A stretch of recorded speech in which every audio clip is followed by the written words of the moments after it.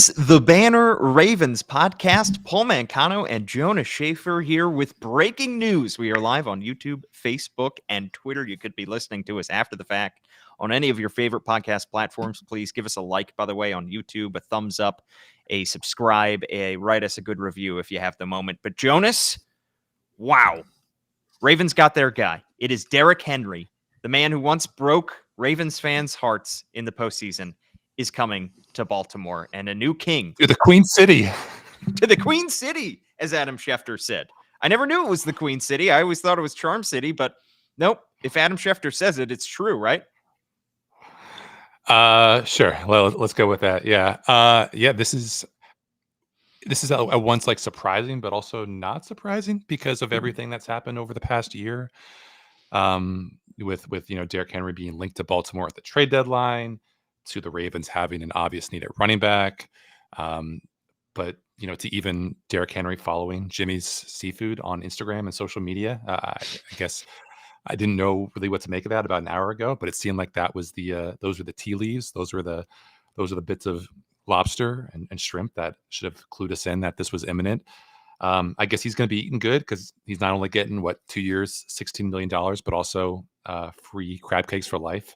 Although all these for life promotions are just like one for a week for the for like a 10-year span. So I hope Derrick Henry and his representation got good good details on what exactly crab cakes for life entail, because I wouldn't want to be shortchanged on something as serious as that.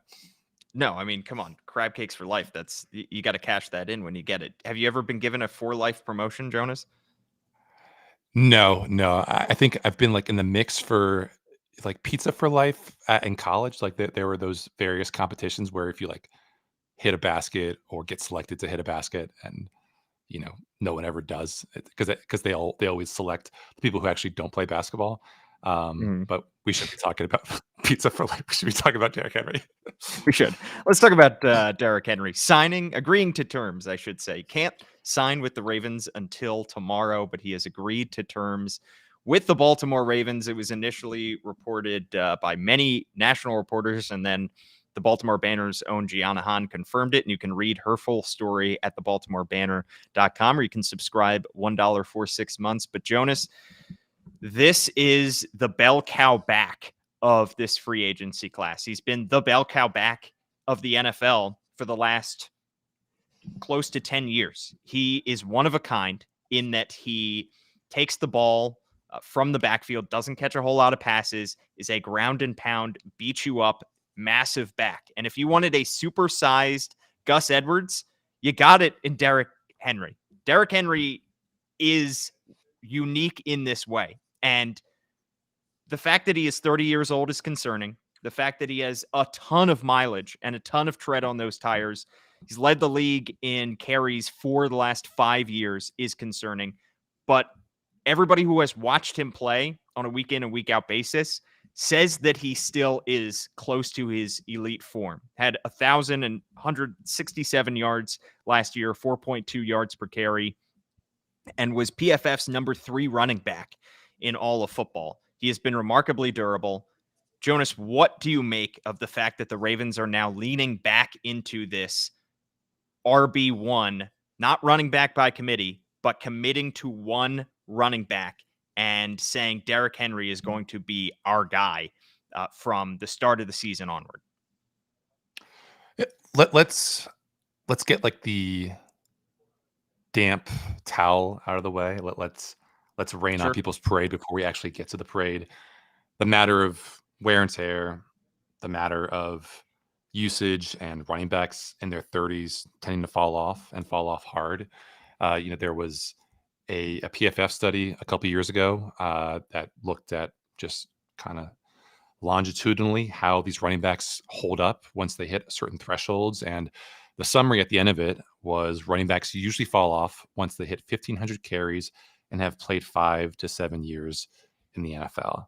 Derrick Henry, dear listeners, is up to 2,000 carries, and he is going on year 8. I think that this will be. I think he's been in the league for 8 years, so this will be year 9. This for will him. be year 9. So he is well past both of those imaginary lines of demarcation where guys tend to fall off. And yes, there is a very real world in which Derrick Henry arrives in Baltimore and just turns into a pumpkin because he pulls a hammy that just never gets right, or he tweaks something and is just not the same guy.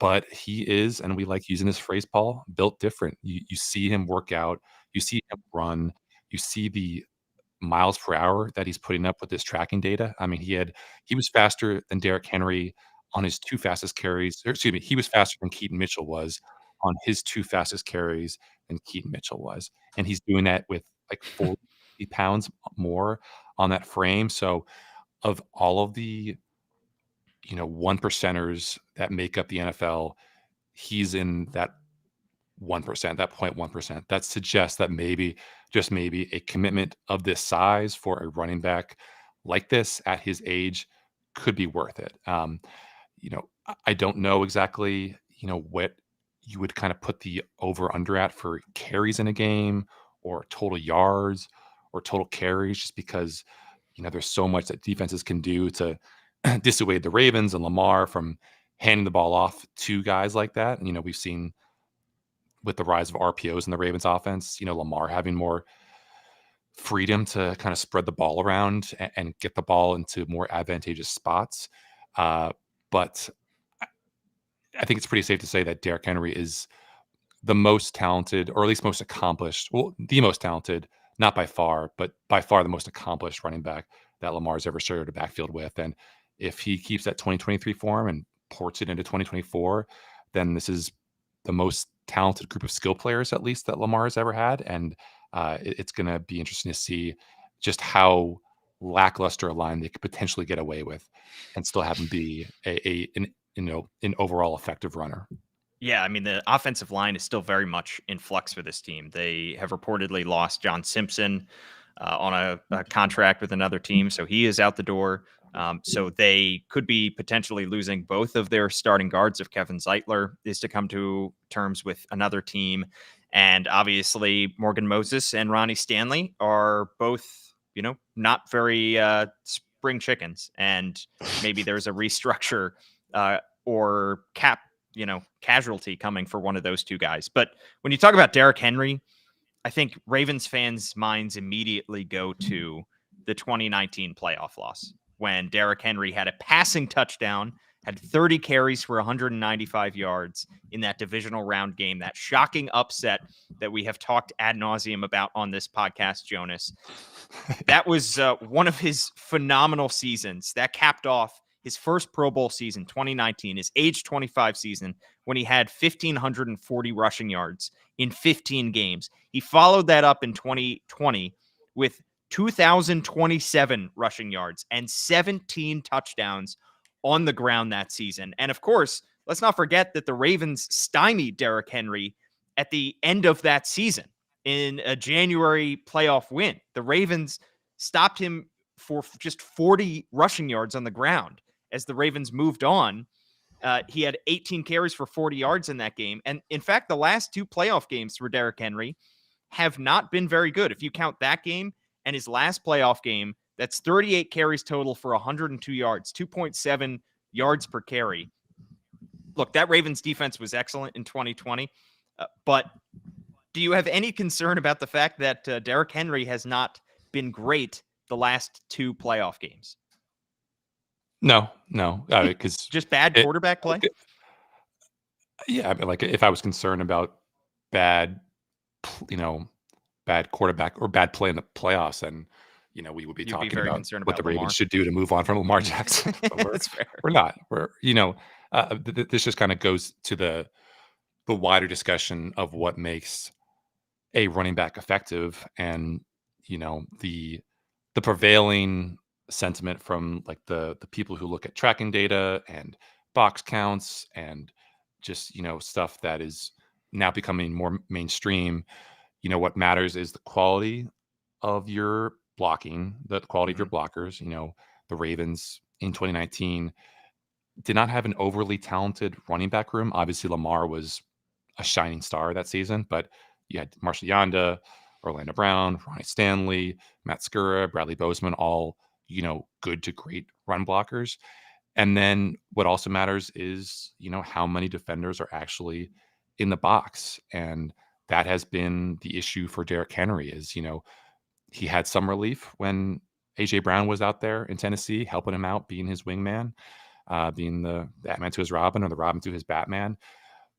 But last year, according to the True Media stuff, he faced a crowded box, which is like 8 or more defenders in between the tackles on 50% of his carries. Now, a lot of that is like kind of self-selection bias where I think the Titans were lining up in heavier formations. So you match heavy formations with more run defenders. But if the Ravens can get Derrick Henry in situations where he's in 11 personnel or it's spreading things out and you decide, do I want to have a safety kind of shadowing Zay Flowers and, Mark Andrews and Rashad Bateman, or do I want to drop him into the spine of that defense because I'm so concerned about giving Derrick Henry a running start and into the backfield? I mean, one of the things that was incredible about what he did last year, which statistically wasn't a tremendous season for him, even though the PFF grades really liked him, was like, he was near the bottom of the league in yards before contact. So he was ranked 44th among 49 qualifying running backs in yards before contact per carry. So there was no relief from that Titans offensive line, which is one of the worst in football. But he was 8th in yards after contact per carry, 3.32, which is like Gus Edwards territory back in his heyday. So for him to make the most of an awful situation and just get as much meat on that bone as possible, the way he did at age 29, it's really, really encouraging for what he could be next to Lamar. And sorry to drag on like this, but just before the news broke, I was kind of curious about how much of an impact pairing Derrick Henry with an athletic quarterback like Malik Willis had on that Titans run game last Sure. year. And when Malik Willis was on the field, Derrick Henry averaged like 6 yards per carry. When he wasn't, 4.1. That is a huge, huge fall off between, an athletic threat that defenses have to respect and one that they don't. And you take him from Malik Willis to Lamar and the abundant skill position talent that will be around him. It's going to be just a real Sophie's choice for every single defense that the Ravens go up against in 2024. Yeah, I mean, I think it's a fascinating thought experiment now to think about what this offense is going to look like next year. Because last year, they were the leading team in all of football in rushing yards without having 1,000-yard back, with Lamar Jackson, their quarterback, leading the way in terms of rushing yards. And yet at the same time, the offense under Todd Monken, especially at times in the middle of the season, was very pass heavy. Now Yeah. you're looking at a wide receiver core that, could be losing OBJ, but you still have Rashad Bateman, who they seem bullish on having a bounce back season. You obviously still have Zay Flowers right now. You brought back Nelson Aguilar, but their offensive move based on, their salary cap situation, their big splash on offense is Derrick Henry. It has to be because they just simply don't have the money for anything else. They could have gone one way and tried to go out and get a wide receiver maybe in free agency, and there's not going to preclude them from going out and drafting somebody like Keon Coleman in the first round. But their offense could run a lot more through the running backs than it did last year. What is this offense going to look like? I mean, are we going to see a return to the Greg Roman days of, running backs getting 25 to 30 carries a game and just ground and pound? Or are the Ravens just going to, stick with the same kind of air raid, pass heavy attack and just use Derrick Henry to punish defenses that go with light boxes? Yeah. Two thoughts, Paul. One is you mentioning the possible interest in the free agent market. I'm sure there's like at least a couple Ravens fans right now wondering, like, oh, we still got to have space for OBJ, right? We still got to have space for Patrick Queen. No, you do not. This is the big This is gift the on the move. Christmas tree. This is the move. Take it, Yeah. take it, and like it. For the second thought is, when I was kind of thinking about Gus Edwards and his career here, obviously it's a little bit apples to oranges because he has always been in the middle of a platoon. He's never really been the featured back. He's always shared the backfield with Lamar. But you think about just how long Gus was in Baltimore and how many successful games he had and how many successful running games the Ravens had and how many opportunities they had to just salt the game away with carry after carry. Over his long and esteemed career in Baltimore, I think Gus had 3 total games with more than 20 carries. So, obviously, you bring in Derrick Henry, he's built to handle, that, rarefied 20+ carry workload. That's what he did for year after year in Tennessee. But there's also the consideration of, like, if you're the Ravens and you're John Harbaugh and you're Eric DeCosta and you're Todd Monken, like they did with Lamar, you have to kind of protect your investment. Like, we all think that this is Right. a pretty good bet for a playoff team, but you do not want to be running Derrick Henry into the ground in week 2 if you're going to need him in week 19. It's just simple as that. And obviously, I can already hear the spirits of Ravens fans yelling into my earphones. Well, the Ravens just handled the ball 6 times against the Chiefs. There's no guarantee that they would even hand the ball off to Derrick Henry. I think you make exceptions for Derrick Henry. I hope you make exceptions for Derrick Henry.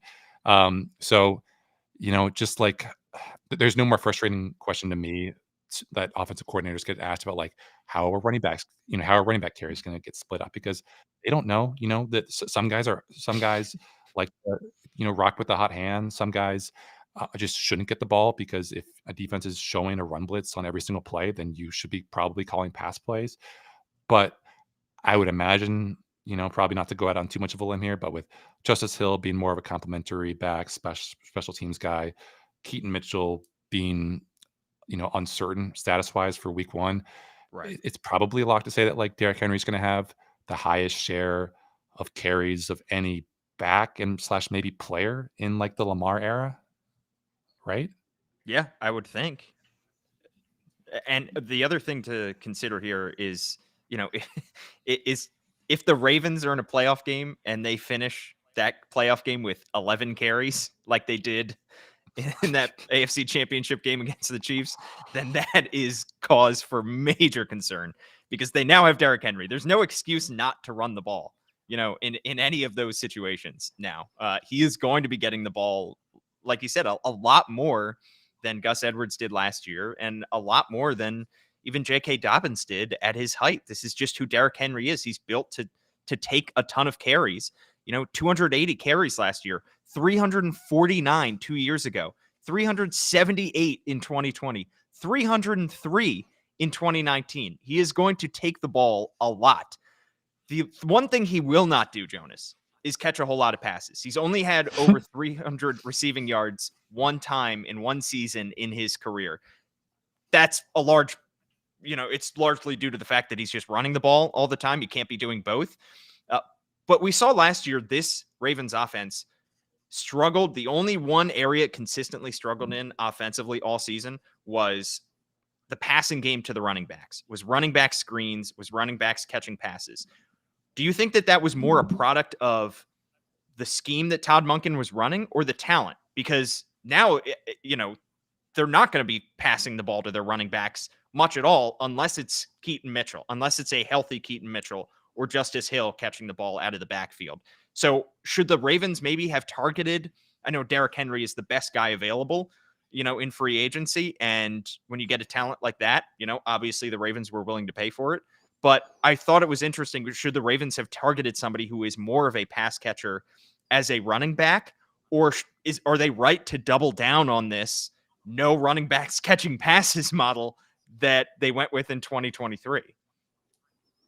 Uh, I'll get to that, Paul, in a sec, but I just want to flag for everyone who's maybe listening to this live. Breaking news. Yeah. Patrick Queen tells Marcus Spears that he plans to sign a 3-year, $41 million contract with, drum roll please, the Pittsburgh Steelers. Oh no.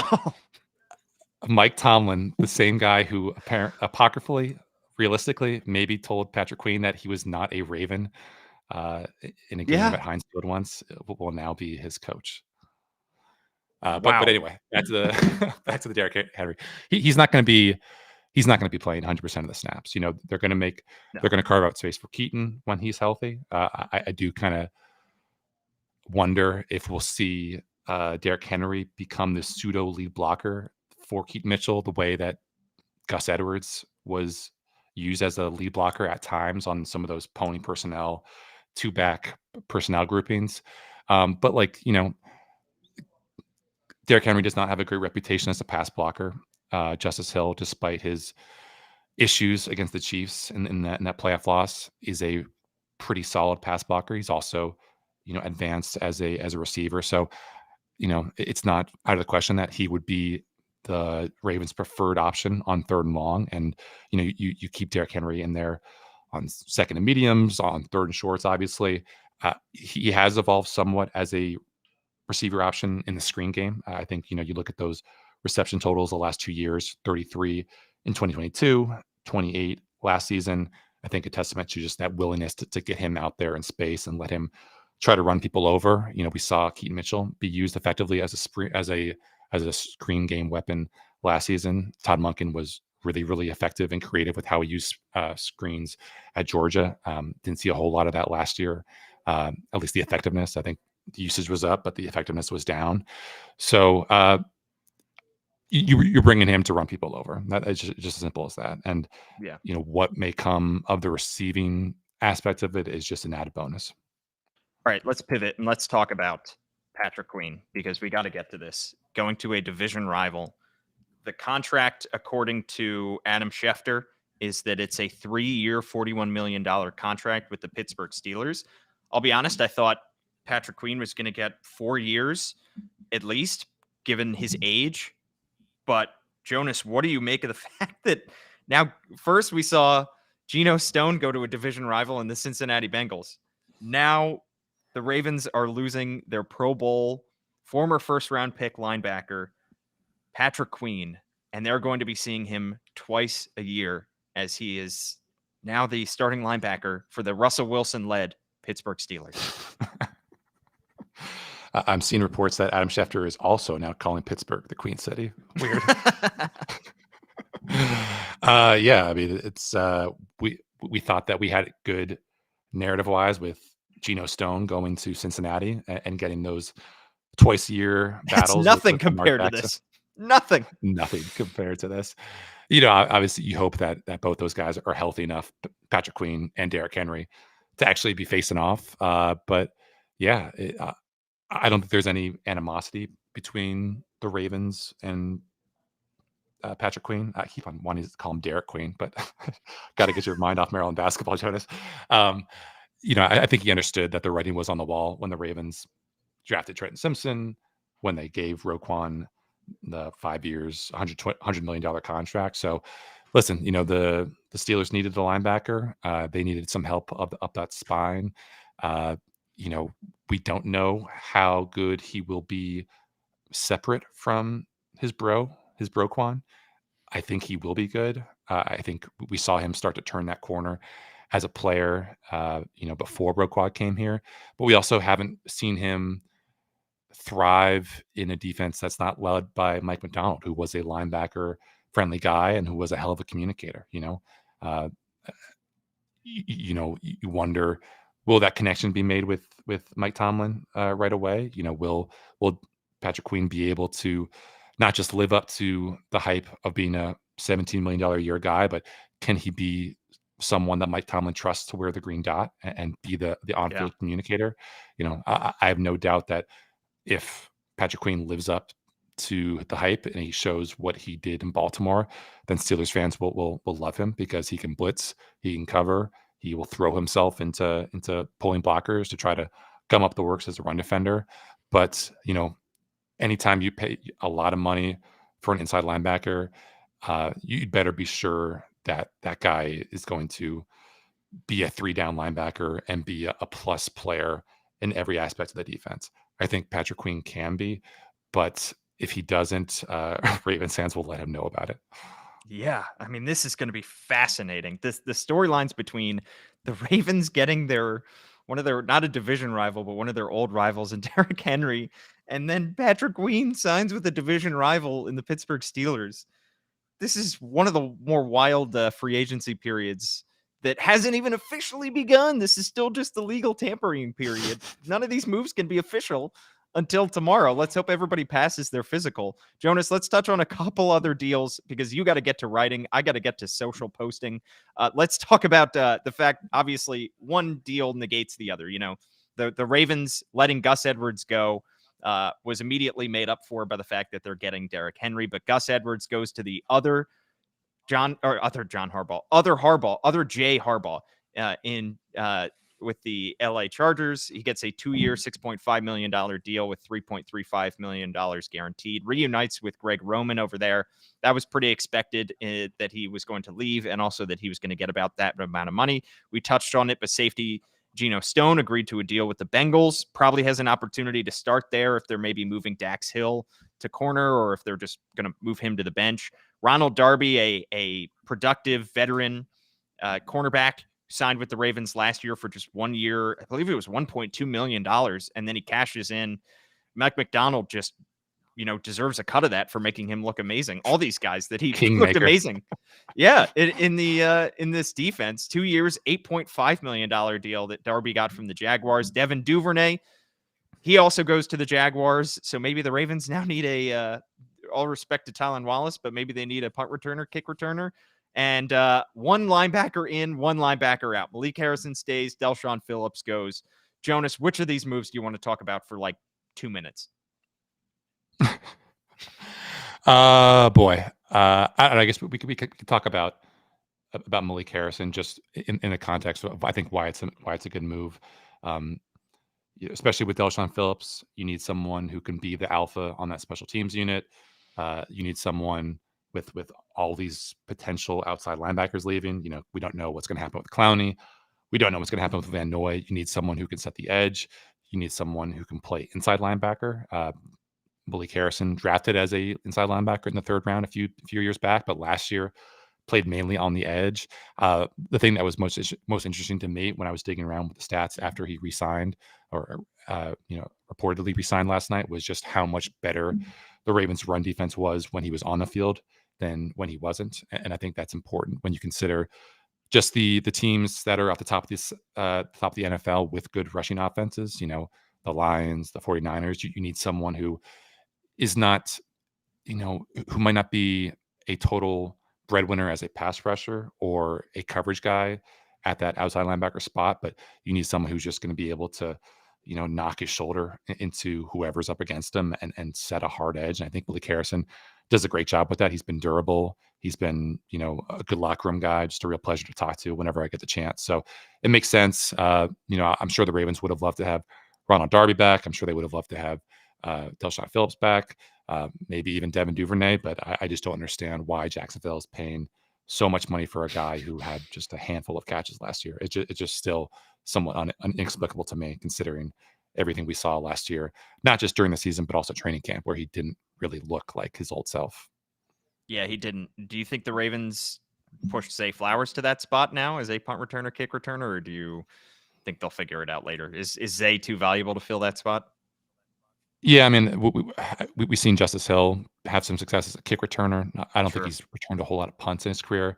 Tylan obviously doesn't exactly have turbo burners as a punt returner, but he still made it work on that, awesome return touchdown against the Rams last year. So he's got the safe hands to do it. But you can also just you can target a guy in the draft who maybe has that punt return experience. Keon Coleman has punt return experience despite being 6'4", 230 or whatever he is. So yeah, I mean, I wouldn't sweat it. Obviously, the premium that the Ravens place on that position is ball security. So even if you can run really, really fast and make a lot of guys miss, if you muff every third punt, you're not gonna hold that job. Yeah. Wow. Jonas, any final thoughts on the insane flurry of moves that we have now seen? Just to recap for anybody who's tuning in live. First, we went live to talk about Derrick Henry agreeing to a deal with the Ravens for 2 years. Then we talked about Patrick Queen leaving for the Pittsburgh Steelers on a 3-year deal, reportedly. Jonas, this team is being remade overnight. And what are your thoughts before we end this podcast and go set our hair on fire?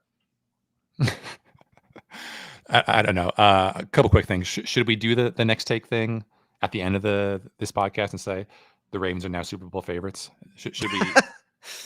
No, I mean, the thing is about this Ravens offseason, we knew this was going to happen, that there were going to be waves and waves. And this team right now is going to look massively different than the team that they put on the field in week one. And even at the beginning of training camp, we still don't know the status of a lot of these Ravens free agents, by the way. We still don't know about, Jadeveon Clowney or Kyle Van Noy or any of these guys. So Tyler Huntley, there are a lot of ball still in the air when it comes to this free agency, let alone, before we even get into the draft and everything. So I think any kind of take like that, I know you're joking, but is premature. But it's also already still a very different team right now, which is what we expected, but maybe not quite in the same exact ways. Yeah. I'll be writing about this probably going up later today or early tomorrow. But with Derrick Henry, the thing that we mentioned in our podcast last week was just, would he like being in an offense like the Ravens?